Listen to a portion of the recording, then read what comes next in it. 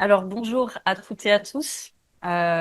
Merci beaucoup pour cet accueil et cette journée. Vraiment, merci pour l'organisation. Je voudrais quand même souligner, en tant que responsable aussi d'un master MEF à Reims, que vous êtes très chanceux, chers étudiants et étudiantes, d'avoir une équipe d'enseignants qui organise ce type de journée. Croyez-moi, trouver les moyens et réussir à rassembler un ensemble de collègues qui travaillent autour de la recherche en EPS, c'est quand même pas si évident. Donc, je pense qu'il faut que vous vous rendiez compte un petit peu de la chose et je remercie tous les collègues parce que c'est vraiment un moment, je trouve, très agréable, très sympathique. Donc, j'espère que vous arriverez à vous saisir voilà, de cette journée à sa juste valeur. Donc, comme j'ai dit à Mehdi suite à sa demande, vous assistez à la dernière présentation de ma part sur la question de la sensorialité en EPS. Certains étaient présents hier, voilà, sur une communication que j'ai pu faire aussi. Je commence un petit peu à m'éloigner de cette thématique. Et un souci de légitimité progressif va arriver puisque finalement, je ne publie plus vraiment sur cette question-là directe. Donc voilà, c'est la grande dernière sur la sensorialité. Alors attends, comment je fais pour... Voilà, ok. Donc, on va repositionner un petit peu aujourd'hui la dynamique du corps sensible.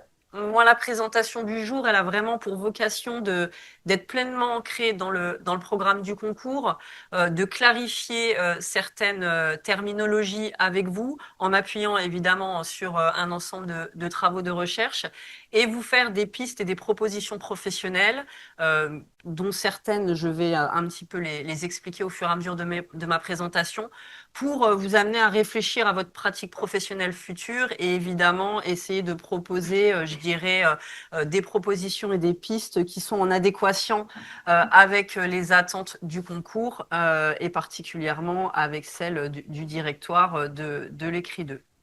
Alors, quand j'ai commencé à m'intéresser à la sensorialité, si on contextualise un petit peu les choses, il y a eu un ouvrage très parlant pour moi, c'est celui de Georges Vigarello sur le sentiment de soi, et puis en parallèle, les travaux de Merleau-Ponty en phénoménologie de la perception, et vous allez vous rendre compte au fur et à mesure de ma présentation que je suis vraiment dans cette approche plutôt phénoménologique. On y reviendra sur la notion d'expérience vécue. Donc, on a tout un ensemble de travaux, de courants qui s'intéressent aux sensibles et qui repositionnent le corps. Alors, Vigarello et Merleau-Ponty ne sont pas des chercheurs en éducation physique et sportive, attention quand on mobilise les connaissances, mais en tout cas, ils ont le mérite de repositionner, de replacer le corps à travers l'expérience corporelle.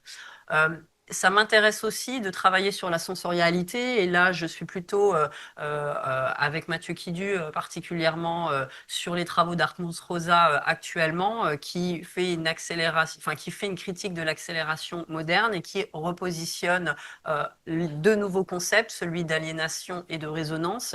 Et quand on va sur la dimension de la résonance, finalement la place du corps elle est importante, s'intéresser à l'intériorité et au rapport au corps qu'on peut constituer, donc comment je peux me connecter à moi-même. Et vous allez le voir progressivement, ce qui m'intéresse, c'est voir comment on peut accompagner les élèves pour qu'ils puissent se connecter avec leur corps et que leur corps ne soit pas juste un objet que l'on va modeler par rapport à des injonctions, par rapport à des normes qui sont inscrites dans notre société. Donc, de manière plus globale, j'envisage, à travers un ensemble de chercheurs et de chercheuses, je m'appuie sur leurs travaux, le corps comme un corps holiste, donc pris dans son acception la plus globale. Et évidemment, je m'appuie sur la question d'être un corps sujet et non pas un corps objet. Et là, je vous invite aussi à aller lire le dossier là de l'IFE. Vous voyez quand je bouge la souris? Le dossier de l'IFE qui positionne la question suivante: quelle place a le corps de l'élève à l'école de manière globale? Parce que parfois, on a peut-être tendance à le laisser un petit peu sur le côté. On peut aussi parler de ces nouvelles activités, et notamment dans le champ d'apprentissage numéro 5, on a tout un courant d'activités. Alors, il y en a qui parlent d'occidentalisation de pratiques orientales, d'autres d'orientalisation des pratiques. Bref, le qigong, le yoga, etc., qui entre en éducation physique et sportive et qui entre dans notre société actuelle, qui est fortement pratiquée et qui questionne aussi et qui ouvre le questionnement autour de la sensorialité. Donc, je vous ai dit, la question du corps holiste, c'est refuser la césure finalement du corps. D'un côté, on aurait l'organique, le physiologique. D'un autre côté, on aurait le psychologique. D'un autre, on aurait l'affect et la sensorialité. Non, on va considérer le corps de l'individu et le corps de l'élève, non pas comme seulement un corps biomécanique, mais comme un corps total. Donc, quand je m'engage, il y a des significations, il y a de l'éprouvé, il y a de l'émotion, il y a de la sensorialité. Et ce qui m'intéresse particulièrement, c'est cette dynamique sensorielle. Donc Joël Cando, attention, n'a pas fait non plus d'EPS, hein. On est en anthropologie sensorielle, j'y reviendrai tout à l'heure. Et puis, il faut aussi rendre à César ce qui appartient à César, je dirais. Euh, voilà, dans les copies, j'ai des collègues qui s'amusent à dire ouais, on a lu du Pintendre, en veux-tu, en voilà, quand on parle de sensations corporelles. Mais je crois que il y a une dynamique qui s'est installée autour de la sensorialité, mais qui a été initiée par Nathalie Gall-Petitfaux, particulièrement quand elle a lancé ses travaux et le petit ouvrage en haut à droite que vous voyez sur l'expérience corporelle. Et j'aime particulièrement la citation de Benoît Huette et de Nathalie Gall-Petitfaux qui définit l'expérience corporelle, puisque à travers l'expérience corporelle, on va forcément parler de sensorialité. Et donc, je vous amène à votre concours, hein, vous avez la notion d'expérience. Je pense que quand vous parlez de sensation corporelle, vous ne pouvez pas délaisser la question de l'expérience corporelle. Et c'est bien ce qui nous intéresse quand on va parler en champ 5 de ressenti. Je vais y revenir après. Alors, avec Léa Gutzmann et Nicolas Terré, quand on a travaillé sur l'EPS du 21e siècle et au moment où on a fêté, je dirais, les 40 ans de l'intégration de l'EPS à l'éducation nationale, on a questionné la vision dualiste un petit peu des relations entre l'élève et son corps. Et donc, dans la continuité des travaux sur est-ce qu'on est sur un corps-objet ou un corps-sujet, eh bien, on s'est amusé, je dirais, à analyser un petit peu les textes officiels des 40 dernières années sur la question de la place du corps et de la sensorialité en éducation physique et sportive. Et on s'aperçoit que pendant une certaine période, et particulièrement entre 2000 et 2019, eh bien, on a tendance à avoir promulgué, je dirais, une vision plutôt dualiste de l'éducation corporelle en EPS, à savoir, on a tendance à enseigner des contenus pour une maîtrise du corps, pour des connaissances relatives à la santé ou à l'hygiène de vie, mais absolument pas ce que l'on a appelé ensuite une vision holiste, des connaissances qui seraient à amener à conduire l'élève à mieux se connaître, à mieux éprouver son corps. Donc, pour nous, ce qui est intéressant dans la relation, dans la relation entre l'élève et son corps, c'est plutôt cette vision holiste, à savoir accompagner les élèves à éprouver leur corps. Évidemment, en EPS, on y reviendra, il y a des sensations agréables et il y a des sensations désagréables, par exemple. On s'éprouve dans l'action. Et ce qui nous intéresse, c'est de se dire, est-ce que finalement, ce qui est le plus important, c'est de savoir comment fonctionne le corps, ou est-ce que c'est le plus important, c'est de l'éprouver, ce fonctionnement corporel, à travers l'activité. Et c'est vrai que, eh bien, même si les projets de programme qui avaient été promulgués et mis en évidence par Nathalie Gall-Petitfaux et Guillaume Lecuivre à l'époque ont été légèrement modifiés, la notion d'expérience finalement a disparu des programmes. Leur intention, elle était vraiment de repositionner la sensorialité et le corps éprouvé dans le cadre de l'éducation physique. Et donc, on s'inscrit plutôt dans cette dynamique-là avec les collègues. Parler du corps sensible, alors attention, hein, il n'y a pas que, voilà, il n'y a pas eu que je dirais que des défauts dans tout ça. Les programmes de 2019 de lycée général et technologique nous ont permis de repositionner un petit peu cette place du corps. Donc, quand on va parler de sensations corporelles, quand on va parler de corps sensible, eh bien, il y a l'enjeu de se connaître. Et pour apprendre à se connaître, ce n'est pas simplement connaître le fonctionnement de son corps, mais c'est s'éprouver dans l'action. Il y a aussi la question de bien-être corporel. Finalement, quand on va pratiquer une activité, on va s'éprouver dans l'effort, on va s'éprouver dans l'action, on va avoir une perception de l'effort qui est variable et par conséquent, eh bien, on va apprendre progressivement à s'adapter à ces sensations désagréables et on va nourrir peu à peu ce que l'on a appelé avec Marie Schirer un bien-être corporel. Derrière la sensorialité, on parle aussi de motricité. Transformer sa motricité, améliorer ses techniques corporelles, c'est passer par la dimension sensible. Savoir où on est positionné dans l'espace, savoir exactement si le geste produit est le bon, c'est accrocher, c'est arrimer à des sensations corporelles que on a jugées, progressivement interprétées comme celles qu'on doit percevoir quand on produit un mouvement efficace.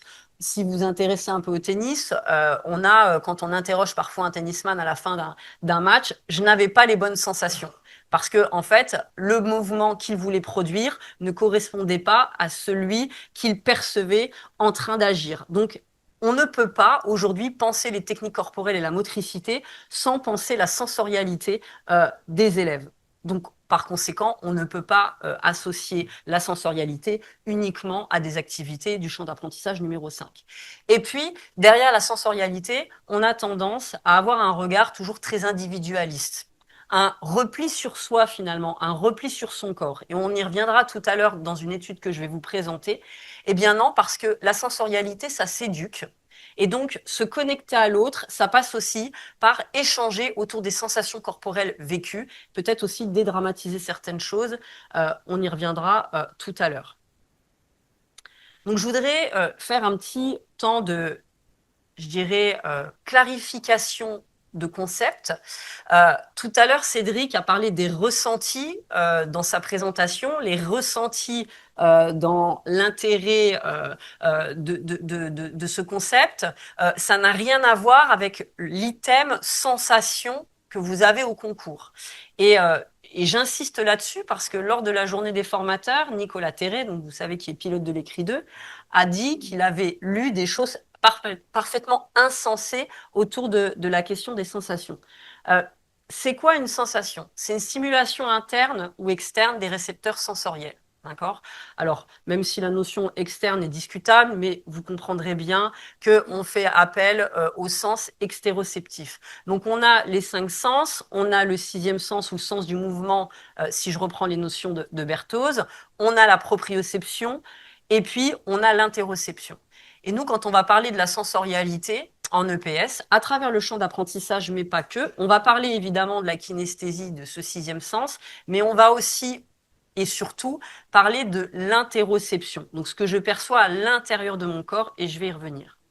Et pour ça, eh bien, il va falloir apprendre, éduquer nos élèves, et Jacques Gaillard le disait déjà très très tôt, dès les années 2000, à éduquer leur corps, à être ouvert à leur sensorialité. On y reviendra en fonction des catégories socio-professionnelles. C'est pas évident pour tous les élèves d'être à l'écoute de leur corps.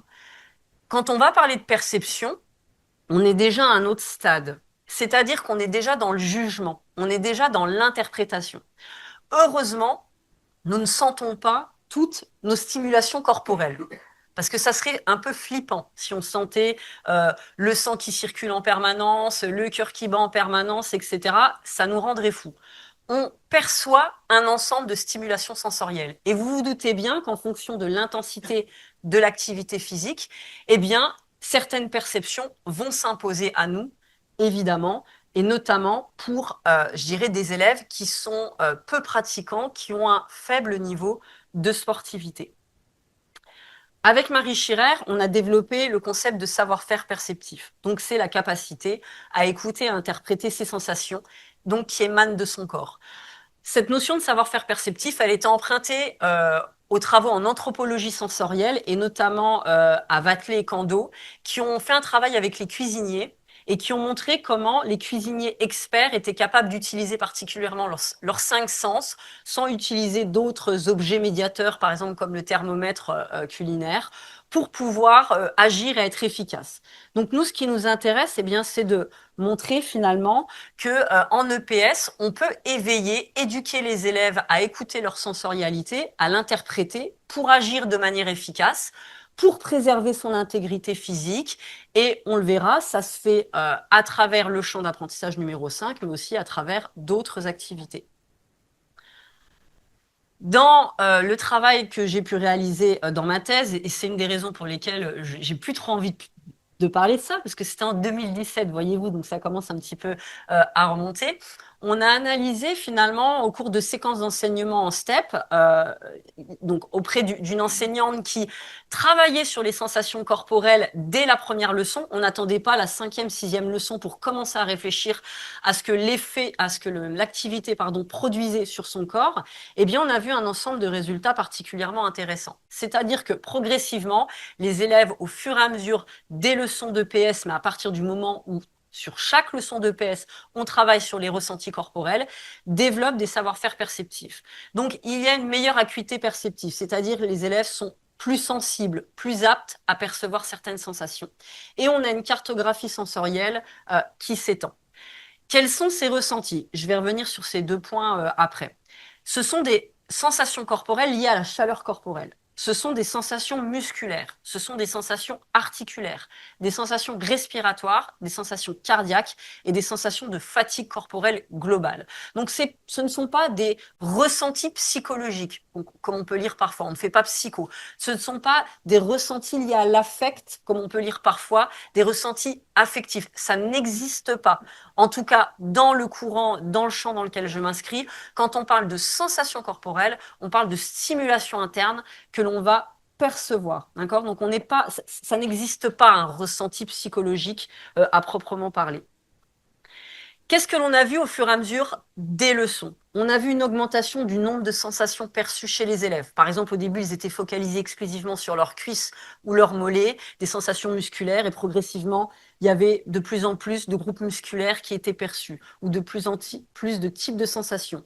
On a vu une localisation de plus en plus fine des sensations dans l'espace corps. Au départ, les élèves étaient très globaux, très généraux, très généraux, pardon, et progressivement, ils ont affiné l'espace. On a une gradation de l'intensité. Vous avez des élèves qui vont vous dire tout va bien ou je suis cramé. Vous voyez, donc sur une échelle de ressenti, on a les deux barreaux externes, on n'a pas les barreaux internes. Donc l'idée, c'est d'avoir une gradation de l'intensité progressive. On a une hétérogénéité sensible, c'est-à-dire que tous les élèves ne sont pas aptes à percevoir des sensations corporelles, particulièrement les élèves qui ont un faible niveau de sportivité, donc des élèves qui ne pratiquent qu'en EPS. Donc on a progressivement des élèves qui construisent des connaissances sur leur corps à partir des perceptions sensorielles. Et on a des élèves, progressivement, dans la pratique, qui vont aller faire un check de tout leur corps. Ça, je reprends un extrait d'entretien avec un élève, avec Tony, qui, progressivement, eh bien, en fait, ils sont dans leur activité et ils vont voir au niveau sensoriel comment ça se passe pour voir s'ils peuvent en mettre un petit peu plus ou si, au contraire, il va falloir un petit peu, je dirais, décélérer. Donc là, ce qui m'intéresse maintenant, c'est de vous amener à réfléchir finalement à comment on peut intégrer la sensorialité, le travail sur les sensations corporelles, dans le cadre de votre activité professionnelle. On a plusieurs éléments. Vous avez la possibilité d'agir en EPS auprès de vos élèves pour les amener à explorer leur corps et construire des savoir-faire perceptifs. Je vous présenterai particulièrement une stratégie qui est croiser les lectures objectives et subjectives. On y reviendra tout à l'heure. La raison, elle est très simple. Vous avez des élèves qui sont en difficulté pour interpréter leurs sensations. Vous avez des élèves qui sont en difficulté pour percevoir certaines sensations. Et puis, on a aussi une réflexion à avoir en tant que professionnel sur la manière dont on peut les accompagner et comment on peut capter cette expérience sensible. Comment je fais pour faire en sorte que l'expérience que mes élèves vivent, je puisse y accéder. Et je vais vous présenter un travail de recherche que j'ai pu mener avec une collègue maintenant d'EPS agrégée et qui était à l'époque une étudiante sur les espaces de partage de ressenti. Alors, les espaces de partage de ressenti, on a fait une publication donc avec Mathilde Guéry dans la Revue française de pédagogie. Et en fait, ce qui nous intéressait, c'était, en nous appuyant sur les travaux notamment d'Olivier Vors sur l'activité collective, c'est d'identifier dans quelle mesure on pouvait créer une communauté sensorielle, dans quelle mesure on pouvait échanger entre élèves autour de sa sensorialité. Ce travail-là, ce choix-là, il a été mobilisé en nous appuyant sur les travaux en anthropologie sensorielle. et notamment les travaux, par exemple, des œnologues. On ne naît pas en reconnaissant un cépage, par exemple, une région en matière de vin, d'accord? Ça se construit, ça s'éduque. Donc on éduque la sensorialité des œnologues, des futurs œnologues, pour discriminer certaines saveurs, certains cépages, etc. Et tous les travaux en anthropologie sensorielle montrent à quel point la culture et l'éducation corporelle a des effets finalement sur l'interprétation sensorielle. Donc, on plaçait les élèves dans des espaces de partage de ressentis, ils faisaient leur activité en step, par groupe, et ensuite, ils avaient à répondre à ces questions. Que ressentez-vous pendant votre effort et à son issue? Et certaines sensations corporelles sont-elles plus marquantes pour vous? Et ils avaient échangé là-dessus. Donc, on sort, vous voyez, de l'aspect un petit peu, je fais ma pratique et je vais dans mon carnet de ressentis tout seul, mais je vais partager, je vais échanger autour de ces ressentis.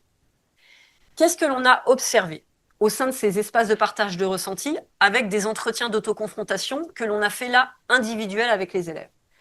Eh bien, on observait que déjà, verbaliser autour de sa sensorialité, ça permet progressivement aux élèves d'interpréter davantage leurs ressentis, leurs sensations corporelles. Ils affinent leurs ressentis. Deuxième élément, on a repéré que les élèves avaient pour intention d'interpréter les ressentis de leur père, de comprendre ce qui se passait dans le corps de leurs collègues. Et le troisième point, et c'est ce sur celui-là où je voudrais insister plus particulièrement, c'est que l'espace de partage de ressentis permet aux élèves de comparer ce qu'ils vivent avec ce que vivent leurs pairs. Et ce qui nous disait, ce qui est très intéressant dans les entretiens, c'est que même des élèves qui ne verbalisaient pas, vous voyez, qui n'étaient pas volubiles dans l'espace de partage de ressenti, eh bien, ils se disaient, mais tiens, lui, il ressent ça, mais moi, ça me fait pas du tout ça. Et donc, j'essaye d'aller dans la prochaine séquence d'entraînement, dans la prochaine séquence de pratique, repérer si oui ou non, ça a les mêmes effets sur moi. Donc, finalement, on a un petit peu validé et retrouvé ce que Howard Becker met en évidence avec les fumeurs de marijuana. C'est-à-dire que progressivement, il y a une socialisation de l'attention qui s'opère. Alors, Howard Becker, je vous invite à aller lire son travail sur les fumeurs de marijuana. C'est très intéressant. Et il montre comment, bah, oui, on peut avoir plusieurs vices. Il n'y a pas que le vin, il y a aussi la marijuana. Ce qui est très intéressant, c'est que on identifie que les novices sont accompagnés par les experts et que les symptômes ou les ressentis qui peuvent être liés là à l'état de plénitude quand on fume un joint, eh bien, ça se structure grâce aux échanges avec les fumeurs plus expérimentés. Et nous, ce que l'on a observé dans les espaces de partage de ressentis, donc on n'a pas fait fumer nos élèves, hein, rassurez-vous, mais ce que l'on a observé, c'est que des élèves qui avaient une hétérogénéité sensible plus importante, plus fine, eh bien, ça allait aussi guider le travail d'interprétation des élèves qui étaient un peu moins à l'écoute de leur corps. Donc, il y a un apprentissage de la perception et ça vous amène à réfléchir à est-ce qu'on doit toujours cantonner les élèves à l'unique grille de ressenti et à laisser tout seul l'élève s'auto-éduquer par rapport à cette sensorialité. Donc, les échanges favorisent l'interprétation et donc il y a bien une relation entre dénomination, donc le langage, et les perceptions sensorielles. Le deuxième point, j'ai encore du temps, maître du temps? Ça va? 4 minutes, très bien. Donc le deuxième point, la deuxième piste sur laquelle je voudrais vous amener, et donc Mathieu Kidu a aussi pas mal travaillé là-dessus et fait des propositions dans la revue GIRIEPS, c'est trianguler les données. On est en ce moment, et Mathieu d'ailleurs avec Brice Fagian-Ambrosini en 2014 avait lancé dans le monde de la recherche la question des méthodes mixtes finalement, et de l'articulation des données en première et troisième personne. Et donc on s'est intéressé à est-ce que ça serait pas intéressant, finalement, d'amener nos élèves à trianguler les données? Donc, c'est-à-dire à mettre conjointement des données en première personne, du perçu, avec des données en troisième personne, du mesurable. Pourquoi? Bah, parce que je vous l'ai dit, finalement, les ressentis, pour certains élèves, des fois, pour eux, il n'y en a pas. C'est-à-dire, ils disent, mais moi, je ne ressens rien. Je suis en difficulté pour écouter mon corps. Parfois, les ressentis désorientent l'activité des élèves. C'est-à-dire qu'ils vont dire, ouais, je suis cramé, j'en peux plus. Alors, on a tous en tête des élèves qui arrêtent très précocement leur activité quand on commence à faire du demi-fond.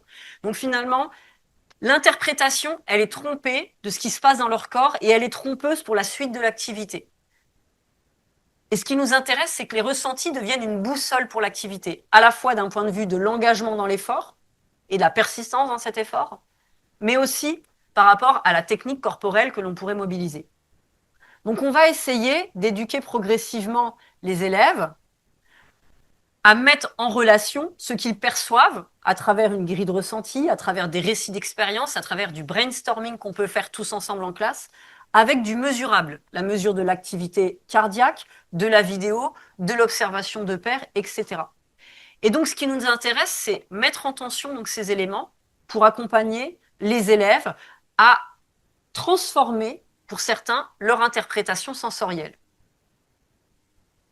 Concrètement, dans le cadre du travail que l'on peut faire dans le groupe analyse de pratique avec la EPS, j'en profite pour faire un petit peu de pub pour l'ouvrage du coup, on a proposé une méthode en 4 étapes pour favoriser cette triangulation des données. Les élèves vont agir, il y aura un observateur, il y aura un collègue. Et ce qui nous intéresse, c'est déjà de donner la parole à l'élève. Première étape, l'élève va devoir dire ce qu'il a vécu, ce qu'il a perçu.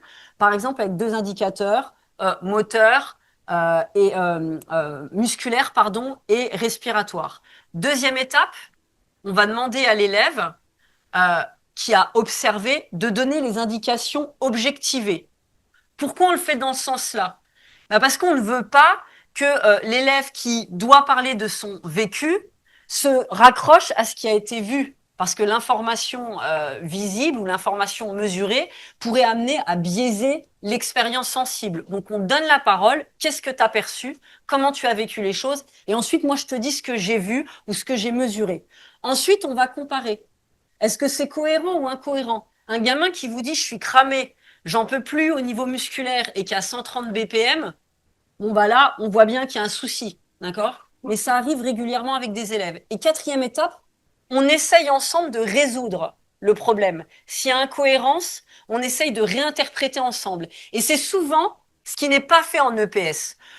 On est tout content, on donne la grille de ressenti, on indique, on va entourer le smiley, on indique la fréquence cardiaque et après on retourne faire l'effort. Oui, mais à un moment donné, est-ce qu'on a comparé? Est-ce qu'on a mis en tension? Est-ce qu'on a essayé de comprendre? Est-ce qu'on a essayé de trouver des solutions pour réduire cet écart?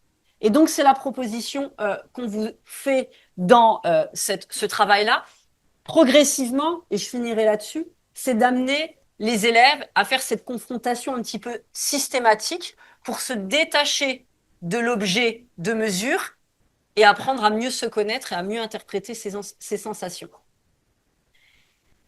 Et je finirai sur je finis toujours quand je parle sur les sensations, sur ce petit j'aime lire. Donc j'ai des enfants. Il fut un temps où on lisait les j'aime lire. Évidemment, quand on va à la bibliothèque, bah, je choisis le cross de l'école avec eux, hein, évidemment. Et je trouve que cet extrait, bon, on se refait pas, hein, je dirais, cet extrait est très intéressant. Donc c'est un élève qui est engagé dans le cross, qui est un petit peu en difficulté. Il se fait doubler par quelques élèves et puis je trouve que cet extrait traduit parfaitement ce que l'on peut essayer de faire en termes de savoir-faire perceptif. J'ouvre la bouche et j'inspire profondément, comme lorsque je sors de l'eau après un plongeon. Mon torse se gonfle pour faire plus de place à mes poumons. Je revois alors mentalement le schéma que le maître a dessiné hier au tableau, la trachée, les poumons, les bronches et les alvéoles avec les flèches pour le trajet de l'air.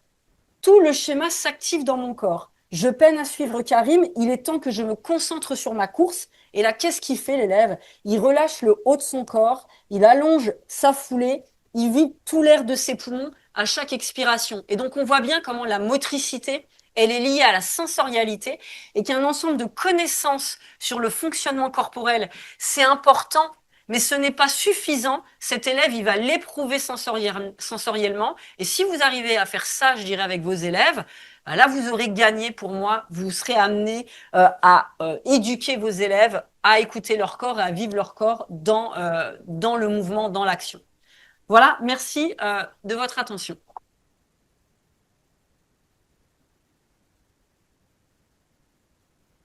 Merci Aline pour cette communication passionnante. Est-ce qu'il y aurait des questions? Une ou deux peut-être avant de partir déjeuner finalement, c'est ça ouais, le programme c'était un peu modifié. Merci Aline. Est-ce que tu peux nous indiquer quelques effets pervers des espaces de partage des ressentis, qui peut permettre aussi aux étudiants d'avoir une vision plus nuancée de Alors, ce dispositif? effet pervers ou un effet auquel on ne s'attendait pas quand on a fait l'étude. Euh, Nous n'avions pas demandé aux élèves de s'observer. On revient toujours sur la question de ce que l'on dégage corporellement. On avait demandé aux élèves de finalement de verbaliser ce qu'ils ressentaient eux dans leur corps. Mais ce qui se passe et ce que l'on voit dans l'entretien, c'est parfois des moqueries liées à la rougeur, liées à la transpiration finalement.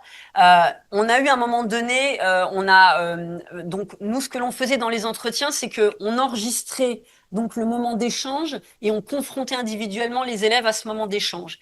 Et ce que l'on pouvait entendre entre eux, c'est par exemple sur une leçon, il manquait un élève et ils ont fait une séquence très très intense physiquement.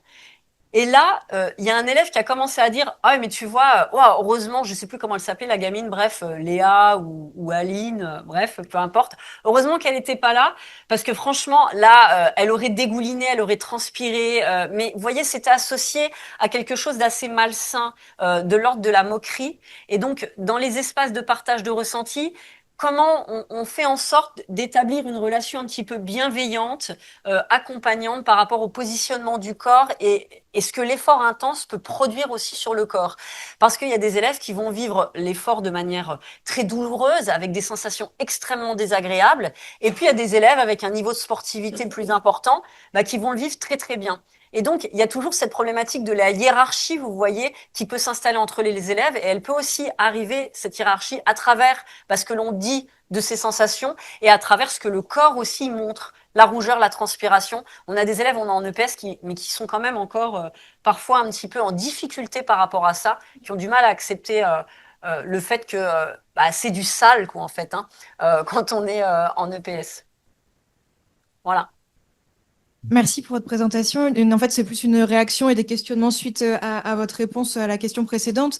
Est-ce que du coup, ces espaces de ressenti, bien sûr, là, ils viennent questionner l'activité physique, enfin, dans le cadre de l'EPS, mais est-ce que du coup, ça nécessite pas aussi une formation, en tout cas une sensibilisation à ce que sont des espaces de parole, comment peuvent s'exercer des rapports de domination dans ces espaces-là? Qu'est-ce que ça fait de prendre la parole par rapport à d'autres? Qu'est-ce qui se joue au-delà de la sensation physique peut-être? Exactement. Et je pense que derrière ça se place aussi la question des manières de regrouper les élèves en EPS.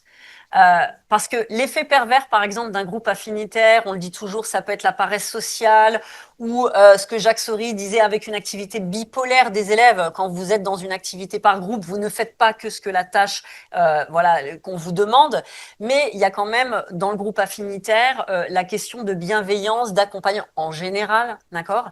Quand on va imposer certaines formes de groupement, il peut avoir cet effet pervers de positionnement et notamment quand il y a la formation du groupe. Vous savez que dans la constitution du groupe, on passe par différentes étapes et avant d'avoir un groupe avec la création de ses propres normes et d'entente pour avoir une efficacité, une cohérence déjà sociale, eh bien, il y a la question du positionnement, voire du rejet des uns et des autres dans le groupe. Donc, réfléchir aux formes de groupement aussi quand il y a des espaces de partage de ressentis ou ce qu'a fait aussi Nicolas Terré, hein, parce que l'espace de partage de ressentis, l'idée, elle est venue de ce que Nicolas avait proposé en kayak sur les espaces de débriefing, mais là qui était lié à la dimension émotionnelle, et notamment quand il travaillait sur l'esquimotage. Mais c'est la même démarche, et avec qui voilà, comment on forme les groupes. On revient aussi sur la question du genre, hein. Qui prend la parole? Qui parle? Quels sont les effets? Et c'est vrai que pour nous, c'était intéressant de voir ce troisième point, je vous ai dit le point le plus important, sur le fait qu'il y avait quand même des effets positifs, y compris pour les élèves qui ne prenaient pas la parole. C'est-à-dire qu'il y avait ce travail de comparaison, même s'ils ne verbalisaient pas, eux, ce qu'ils ressentaient. Donc finalement, ça a des effets en termes d'interprétation de ces sensations, même si je ne suis pas quelqu'un de volubile, même si je suis quelqu'un d'un peu plus discret, ou si je suis une fille un peu plus discrète et que je ne veux pas occuper l'espace. Donc le rapport de domination, il faut le penser, je pense, par rapport à différents aspects, mais il est important d'être souligné. Mais comme dans toute forme de groupement en EPS, je dirais, hein, le rapport de domination, il est réel quand on compose un groupe. Merci Aline. Est-ce qu'il y a une dernière question? Merci Aline. Euh, on a souvent l'impression, ou parfois l'impression plutôt, qu'on fait ce fameux conflit socio-cognitif dans des espaces en éducation physique, et que parfois ça fonctionne à vide. C'est-à-dire que la situation n'a pas permis aux élèves vraiment de se mettre dans la situation d'exprimer quelque chose. Donc, quel lien tu fais entre la situation, le format vécu, et puis la possibilité d'expression des sensations? Tu as parlé d'extrémisation, de focalisation. Quelle importance ça, en fait? Comment tu construis cette relation, en fait? Alors, ouais, merci Mehdi. Deux éléments. Si tu vas sur l'extrémisation ou travailler aussi sur le contraste, par exemple, le fait de verbaliser les choses, moi je trouve que c'est intéressant parce que tu vas pouvoir, je dirais, repérer que tu n'as pas le même vécu corporel en fonction de différentes situations. Mais si je vais, ce qui m'intéresse plutôt par rapport au format et aux réflexions, je pense que quand on parle de sensations et d'interpréter ses ressentis, il faut pas que ça soit à vide. Il faut que ça soit pour quelque chose. C'est-à-dire que si je mets mes élèves en collectif et que j'essaye d'avoir cet espace de partage de ressenti, c'est qu'on va devoir produire quelque chose. Il faut qu'il y ait une interdépendance positive, je dirais, et qu'on ait quelque chose à produire à la fin. C'est-à-dire améliorer sa séquence, améliorer son entraînement, essayer de produire un outil qui nous appartient collectivement. Mais c'est vrai que c'est toujours un petit peu, ça peut même sembler un peu perché pour certains enseignants hein, de parler de sensorialité, parce que finalement, c'est un travail introspectif, etc. Puis alors, quand on parle de sensation et de yoga, ça devient tout de suite, voilà, c'est pas pour moi. Mais je pense qu'il faut réfléchir à ce que l'on demande aux élèves. Quel est l'objectif de ça? Il faut qu'il y ait un sens, une intention. Vraiment qui soit associé à ce travail d'espace de partage de ressenti. Parce que si c'est juste pour prendre 2, 3 minutes pour discuter comme ça, et puis après on retourne faire sa séquence et basta, je vois pas l'intérêt. C'est comme quand on parle de sensation et que on va le cantonner à un moment donné de la séquence, vous voyez, et que c'est pas inscrit dans un projet à long terme, c'est pas inscrit dans un projet global. L'élève, il voit pas le sens de parler de sa sensorialité, et notamment pour des élèves qui n'ont pas été éduqués à écouter leur corps. Et ça, Boltanski le montre. Alors pas en EPS, hein, dans les usages sociaux du corps, on n'est pas tous éduqués à écouter notre corps, donc ça fait pas forcément sens. Et puis c'est pas une tâche scolaire écouter son corps. Je veux dire, on ne nous demande jamais notre avis. Donc il faut toujours essayer de réfléchir à ce que l'on va demander aux élèves pour que ça prenne vraiment du sens et qu'il y ait une utilité ou une production collective autour de ce travail-là, quoi.